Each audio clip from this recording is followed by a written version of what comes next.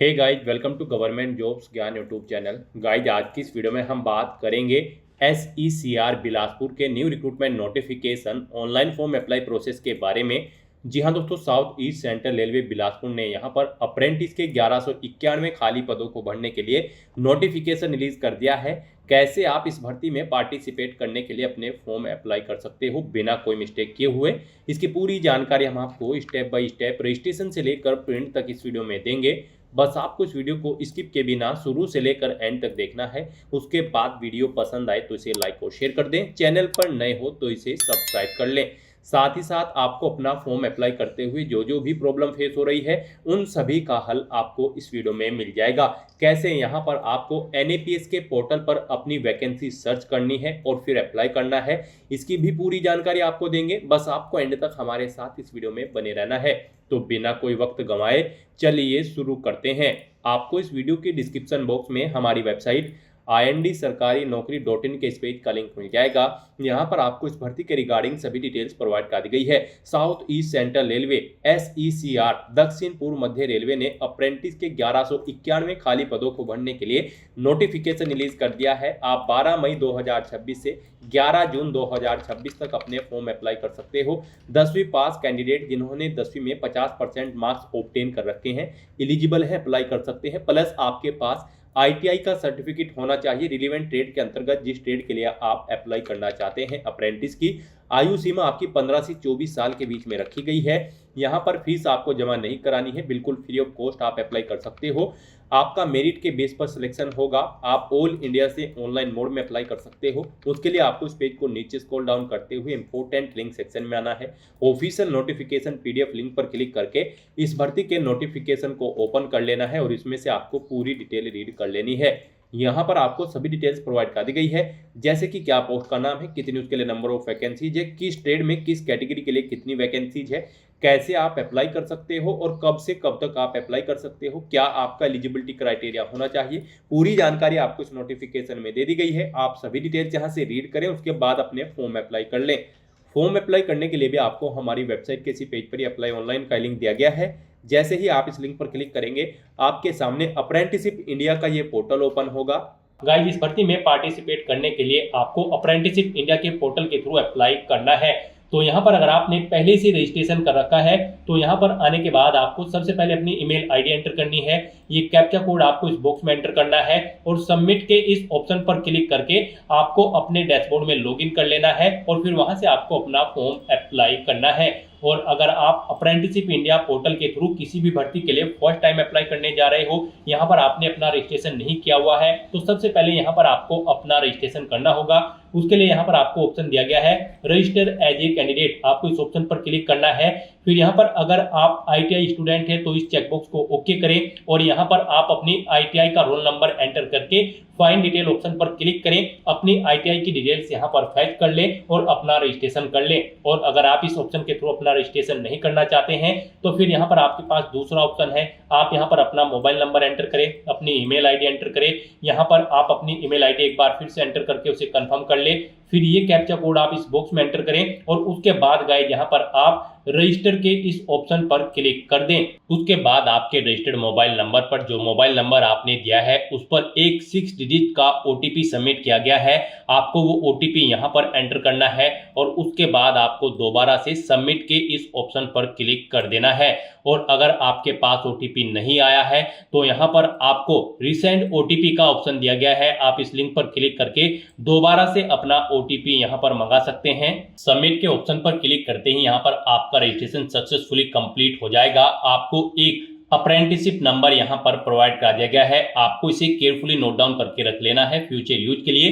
ये नंबर आपको आपके रजिस्टर्ड मोबाइल नंबर और ईमेल आईडी पर भी सबमिट किया गया है, तो आपको इसे केयरफुली नोट डाउन करके रख लेना है फ्यूचर यूज के लिए। और यहाँ पर एक मेल आपकी रजिस्टर्ड ईमेल आईडी पर सबमिट की गई है, उस पर क्लिक करके आपको अपना अकाउंट एक्टिवेट कर लेना है। तो आपको अपनी ईमेल आईडी पर जाना है, जो ईमेल आईडी आपने एंटर की है, और वहां पर आपको एक्टिवेट की इस तरह से एक टैब मिल जाएगी। आपको इस टैब पर क्लिक करके अपनी ईमेल आईडी को भी एक्टिवेट कर लेना है। जैसे ही आप इस लिंक पर क्लिक करेंगे तो यहाँ पर आपका अकाउंट सक्सेसफुली एक्टिवेट हो जाएगा। अब आपको यहाँ पर आने के बाद दोबारा से अब लॉगिन एज ए कैंडिडेट के इस ऑप्शन पर क्लिक करना है। फिर यहाँ पर आपको अपनी ईमेल आईडी एंटर करनी है। उसके बाद यहाँ पर आपको ये कैप्चा कोड इस बॉक्स में एंटर करना है और फिर गाइज आपको सबमिट के इस ऑप्शन पर क्लिक कर देना है।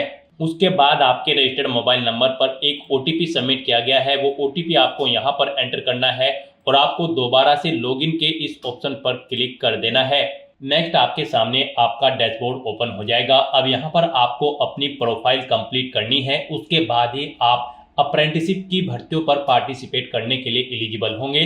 तो यहाँ पर आपको टॉप पर ही कंप्लीट योर प्रोफाइल आपको इस ऑप्शन पर क्लिक करना है। उसके बाद यहाँ पर आपको सबसे पहले अपनी ई-केवाईसी करनी है, उसके लिए आपको ओके करना है। फिर आपको ओके करना है।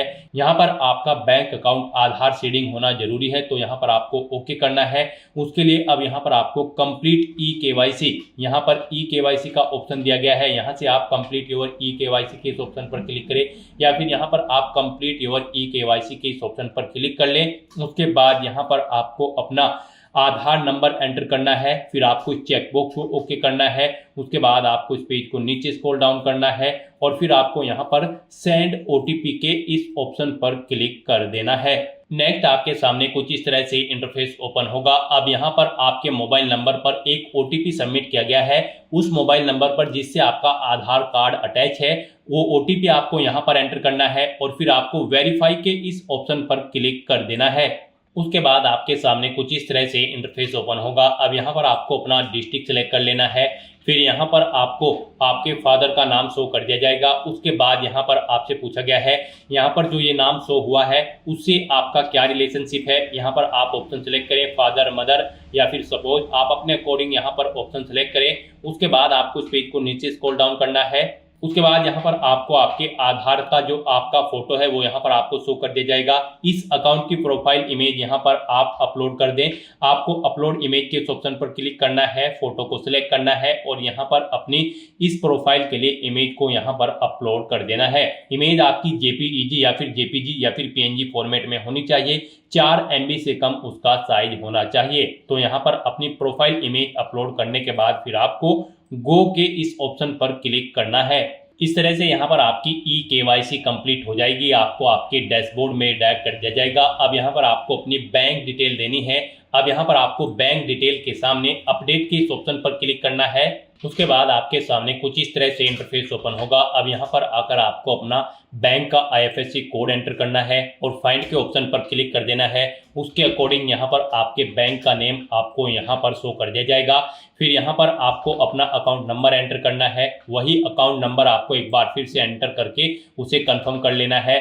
फिर यहाँ पर आपको अपने बैंक का अकाउंट टाइप सेलेक्ट करना है। आपका अकाउंट सेविंग है या फिर करंट है, आप अपने अकॉर्डिंग ऑप्शन सेलेक्ट करें। फिर यहाँ पर आपसे पूछा गया कि क्या आपका बैंक अकाउंट लिंक है या फिर सीडेड है आधार के साथ। अगर है तो यस करें, नहीं है तो नो ऑप्शन सेलेक्ट करें और अगर नहीं पता है तो आप डोंट नो ऑप्शन पर क्लिक करें। और फिर यहाँ पर आपको डिक्लेयर करना है कि आपको पता है डीबीडी का जो अमाउंट होता है वो आपके आधार सीडेड अकाउंट में ही सबमिट किया जाता है। तो आपको इस चेकबॉक्स को ओके कर देना है और फिर गाइस यहाँ पर आपको सबमिट के इस ऑप्शन पर क्लिक कर देना है। इस तरह से यहाँ पर आपके बैंक अकाउंट की सभी डिटेल सक्सेसफुली सेव हो जाएगी। यहाँ पर आप इन्हें चेकआउट करें, कहीं पर कोई मिस्टेक है तो आप एडिट के इस ऑप्शन पर क्लिक करके एडिट कर लें और सभी डिटेल्स ओके हैं तो बस यहाँ पर अब आपको बैक के इस ऑप्शन पर क्लिक करना है। नेक्स्ट यहाँ पर अब आपको अपनी क्वालिफिकेशन की डिटेल देनी है। तो यहाँ पर आपको इस सेक्शन में अपने डैशबोर्ड में आकर अपडेट के इस ऑप्शन पर दोबारा से क्लिक करना है। नेक्स्ट आपके सामने कुछ इस तरह से इंटरफेस ओपन होगा। अब यहाँ पर आपको अपनी एजुकेशन डिटेल देनी है। यहाँ पर आप क्वालिफिकेशन टाइप में सेलेक्ट करें, एजुकेशनल क्वालिफिकेशन देना चाहते हो या फिर ट्रेन अंडर स्कीम के तहत जो क्वालिफिकेशन है उनकी डिटेल आप देना चाहते हो। यहाँ पर आप अपने अकॉर्डिंग ऑप्शन सेलेक्ट करें। एजुकेशनल क्वालिफिकेशन अगर आप सेलेक्ट करते हैं तो फिर यहाँ पर आप अपनी कोई भी क्वालिफिकेशन, जिस क्वालिफिकेशन की डिटेल आप देना चाहते हैं यहाँ पर सिलेक्ट करें। जैसे कि 10th की अगर आप डिटेल देना चाहते हैं तो यहाँ पर आप 10th ऑप्शन सेलेक्ट करें। फिर यहाँ पर आपको अपनी 10th की स्पेशलाइजेशन अगर आपकी है तो यहाँ पर आप एंटर कर दे। इंस्टीट्यूट या स्कूल का नाम दे जिससे आपने अपनी 10वीं क्लास पास आउट की है। एग्रीगेट मार्क्स यहाँ पर यानी कि कितने मार्क्स आपने ऑब्टेन किए हैं वो यहाँ पर आप एंटर करें। इस पेज को नीचे स्क्रॉल डाउन करें, टोटल मार्क्स यहाँ पर आप एंटर करें जिसमें से आपने मार्क्स ऑब्टेन किए हैं। फिर यहाँ पर आपको अपनी परसेंटेज एंटर करनी है। उसके बाद यहाँ पर आपको बताना है कि कब आपने 10th पढ़नी स्टार्ट की थी, वो डेट आप यहाँ पर इस कैलेंडर में से सिलेक्ट करें। कब आपकी कंप्लीट हुई है वो डेट यहाँ पर आप सिलेक्ट करें। फिर यहाँ पर आपको अपना क्वालिफिकेशन डॉक्यूमेंट, जैसे कि अगर आप 10वीं क्लास की डिटेल प्रोवाइड करा रहे हैं तो 10वीं का रिजल्ट या फिर सर्टिफिकेट यहाँ पर आपको अपलोड करना है। आपको चूज फाइल बटन पर क्लिक करना है, फाइल को सिलेक्ट कर लेना है और उसे यहाँ पर आपको अपलोड कर देना है। आपका जो डॉक्यूमेंट होगा वो जेपीईजी, जेपीजी, पीएनजी या फिर पीडीएफ फॉर्मेट में होना चाहिए। 4 MB से कम उसका साइज होना चाहिए। तो इस तरह से यहाँ पर अपनी डिटेल प्रोवाइड कराने के बाद फिर आपको अपडेट के इस ऑप्शन पर क्लिक करना है। उसके बाद आपको आपके डैशबोर्ड में डायरेक्ट कर दिया जाएगा। यहाँ पर आपकी 10th क्लास की डिटेल ऐड हो चुकी है, यहाँ से आप चेकआउट कर सकते हो। उसके बाद अगर आप 12th, ITI, ग्रेजुएट या फिर पोस्ट ग्रेजुएट की डिटेल देना चाहते हो तो यहाँ पर आपको ऐड एजुकेशन के इस ऑप्शन पर क्लिक करना है। दोबारा से आपके सामने यहाँ पर एजुकेशन डिटेल का ये इंटरफेस ओपन हो जाएगा। अब यहाँ पर आपको अपनी क्वालिफिकेशन का टाइप सेलेक्ट करना है। उसके बाद आपको अपनी क्वालिफिकेशन सेलेक्ट कर लेनी है, जिस क्वालिफिकेशन की डिटेल आप देना चाहते हैं। फिर यहाँ पर आपको कैटेगरी या सेक्टर सेलेक्ट कर लेना है जिसमें आपने अपनी 12वीं, 10वीं या फिर ग्रेजुएशन कंप्लीट की है। उसके बाद यहाँ पर आपकी अगर कोई स्पेशलाइजेशन है तो वो एंटर कर दें, नहीं है तो इस कॉलम को खाली छोड़ दें। उसके बाद आपको अपने इंस्टीट्यूट या फिर कॉलेज का नाम देना है।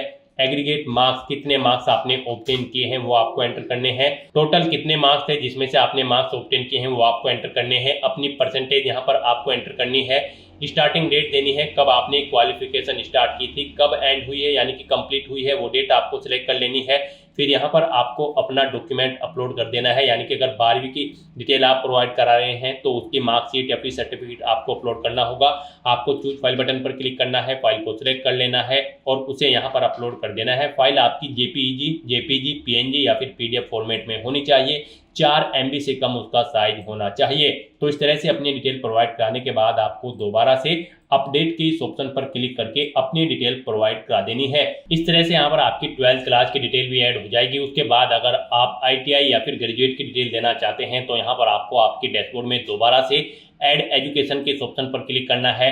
आपके सामने यही इंटरफेस शो होगा। यहाँ पर आप अपनी एजुकेशनल क्वालिफिकेशन ऑप्शन सेलेक्ट करें, फिर क्वालिफिकेशन सेलेक्ट करें, ITI या फिर ग्रेजुएट या फिर पोस्ट ग्रेजुएट। ITI अगर आप सेलेक्ट करते हैं तो फिर यहाँ पर आपको बताना है आपने अपनी ITI NCVT या फिर SCVT किससे कंप्लीट की है, आप अपने कोडिंग ऑप्शन सेलेक्ट करें। स्पेशलाइजेशन यहाँ पर आप सिलेक्ट करें किस में आपने अपनी ITI कंप्लीट की है, यहाँ पर आप अपने कोडिंग ऑप्शन सेलेक्ट करें। फिर इंस्टीट्यूट का नाम दें जिससे आपने अपनी ITI कंप्लीट की है।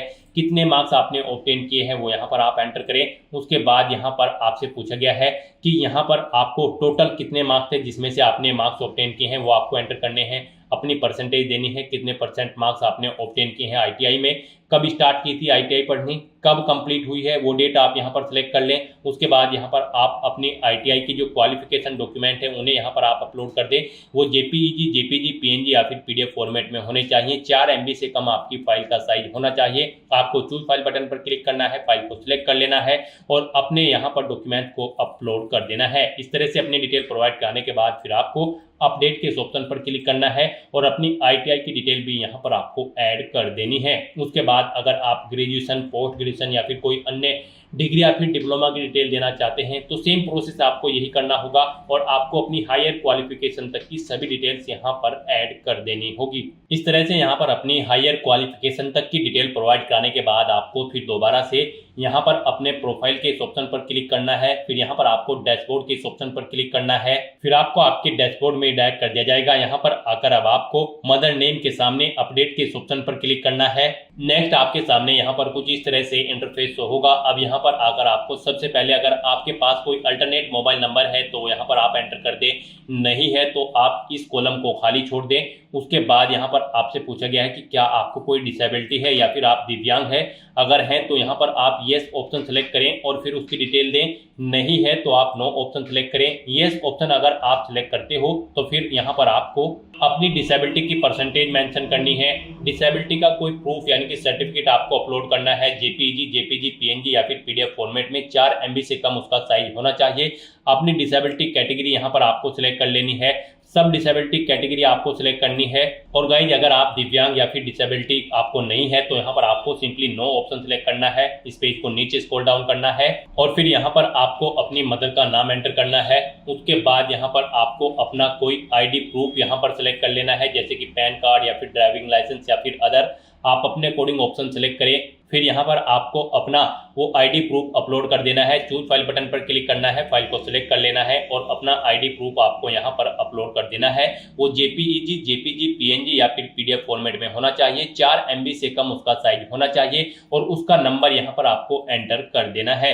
फिर यहाँ पर आपको अपना स्टेट सिलेक्ट करना है, अपना डोमिसाइल यहाँ पर आपको अपलोड करना है कि आप उस स्टेट के मूल निवासी है या फिर नहीं। तो उसके लिए यहाँ पर आपको अपना डोमिसाइल अपलोड करना है। वो यहाँ पर आपका JPEG, JPG, PNG, PDF, doc या फिर डॉक्स फाइल होनी चाहिए। 4 MB से कम उसका साइज होना चाहिए। उसके लिए भी आपको चूज फाइल बटन पर क्लिक करना है, फाइल को सिलेक्ट कर लेना है और अपना डोमिसाइल यहाँ पर आपको अपलोड कर देना है। फिर आपको इस पेज को नीचे स्क्रॉल डाउन करना है और उसके बाद यहाँ पर आपको अपनी कैटेगरी सिलेक्ट कर लेनी है, जिस कैटेगरी से आप बिलोंग करते हैं। उसके बाद यहाँ पर आपको अपना एड्रेस एंटर करना है। गाइस यहाँ पर एक एड्रेस आपके आधार से अटैच करके ऑटोमेटिकली फिल कर दिया गया है। इसके अलावा अगर आपका कोई और एड्रेस है तो वो यहाँ पर आप एंटर कर दें। और फिर गाइस यहाँ पर आपको इस पेज को नीचे स्क्रॉल डाउन करना है। फिर यहाँ पर आपको अपने सिग्नेचर अपलोड करने हैं। सिग्नेचर यहाँ पर आपके जेपीजी या फिर पीएनजी फॉर्मेट में होने चाहिए। 4 MB से कम उनका साइज होना चाहिए। आपको चूज फाइल बटन पर क्लिक करना है, फाइल को सिलेक्ट कर लेना है और अपने सिग्नेचर्स को यहाँ पर अपलोड कर देना है। उसके बाद अगर आप अपने बारे में कुछ इन्फॉर्मेशन देना चाहते हैं तो यहाँ पर इस बॉक्स में आप प्रोवाइड करा सकते हैं। इस तरह से अपनी डिटेल यहाँ पर फिल करने के बाद फिर आपको अपडेट के इस ऑप्शन पर क्लिक करना है। इस तरह से आपकी डिटेल सक्सेसफुली सेव हो जाएगी। फिर आपको अपने प्रोफाइल के इस ऑप्शन पर क्लिक करना है, दोबारा से डैशबोर्ड के ऑप्शन पर क्लिक कर देना है। उसके बाद आपको आपके डैशबोर्ड में ही डायरेक्ट कर दिया जाएगा। यहाँ पर आप चेकआउट कर सकते हो, आपकी जो प्रोफाइल है वो सक्सेसफुली कंप्लीट हो चुकी है, 100% कंप्लीट हो चुकी है। अब यहाँ पर आप एलिजिबल हैं ITI अप्रेंटिस की किसी भी भर्ती में पार्टिसिपेट करने के लिए। जो भर्तियां यहाँ पर अप्रेंटिसशिप इंडिया पोर्टल के थ्रू भरी जाएंगी, आप उन भर्तियों में पार्टिसिपेट करने के लिए, अप्लाई करने के लिए एलिजिबल हो, आप अप्लाई कर सकते हो। आपका यहाँ पर अप्रेंटिसशिप इंडिया के पोर्टल पर रजिस्ट्रेशन सक्सेसफुली कंप्लीट हो चुका है। फिर गाइस यहाँ पर आपको आपके डैशबोर्ड में माई अपॉर्चुनिटीज के इस टैब पर क्लिक करना है और उसके बाद आपको सर्च बाय एस्टेब्लिशमेंट के इस कॉलम में आकर यहाँ पर आपको south east central railway type करना है। उसके बाद यहाँ पर आपको मल्टीपल ऑप्शन देखने को मिलेंगे, आपको इसे नीचे स्क्रॉल करना है और यहाँ पर आने के बाद गाइज आपको सीनियर डिविजनल पर्सनल ऑफिसर के इस ऑप्शन पर क्लिक करना है। तभी यहाँ पर आपके सामने यहाँ पर SECR बिलासपुर की वैकेंसी शो होगी, अदरवाइज यहाँ पर आपको वैकेंसी शो नहीं होगी। आपके सामने यहाँ पर south east central railway Bilaspur की वैकेंसी कुछ इस तरह से शो होगी। यहाँ पर आपको आपकी ट्रेड वाइज वैकेंसी शो कर दी गई है। यहाँ से आप चेकआउट कर सकते हो आपकी इस जॉब की जो पोस्टिंग डेट है, यानी कि जो एप्लीकेशन फॉर्म स्टार्ट हुए हैं वो 12 मई 2026 से स्टार्ट हुए हैं। गाइस यहाँ पर आप व्यू डिटेल के इन ऑप्शन पर क्लिक करके इन भर्तियों की और इन ट्रेड्स की डिटेल चेकआउट कर सकते हो। यहाँ पर आपको आपकी ट्रेड वाइज वैकेंसीज की डिटेल शो कर दी गई है। आप यहाँ पर जिस ट्रेड के लिए अप्लाई करना चाहते हैं उसके लिए आपको यहाँ पर अप्लाई का ऑप्शन दिया गया है। आप इन अप्लाई के ऑप्शन पर क्लिक करते हुए अप्लाई कर सकते हो। तो यहाँ पर आप जिस ट्रेड के लिए अप्लाई करना चाहते हैं तो अप्लाई के ऑप्शन पर क्लिक करें। फिर आपके सामने ये पॉपअप शो होगा। यहाँ पर अब आपको लोकेशन सिलेक्ट करनी है उस ट्रेड की। यहाँ पर आपको लोकेशन शो कर दी जाएगी। वो ट्रेड जिस लोकेशन पर होगी आपको उसे सिलेक्ट कर लेना है और उसके बाद आपको एक बार फिर से अप्लाई के ऑप्शन पर क्लिक करना है।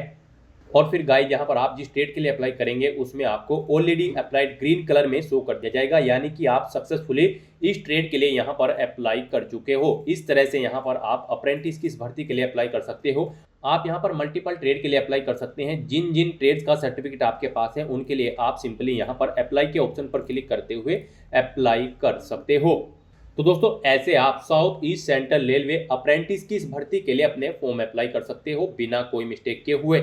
आज की इस वीडियो में बस इतना ही। आई होप ये वीडियो आपको पसंद आई होगी। अगर पसंद आई हो तो इसे लाइक और शेयर करें। चैनल पर नए हो तो इसे सब्सक्राइब कर लें। Thanks for watching.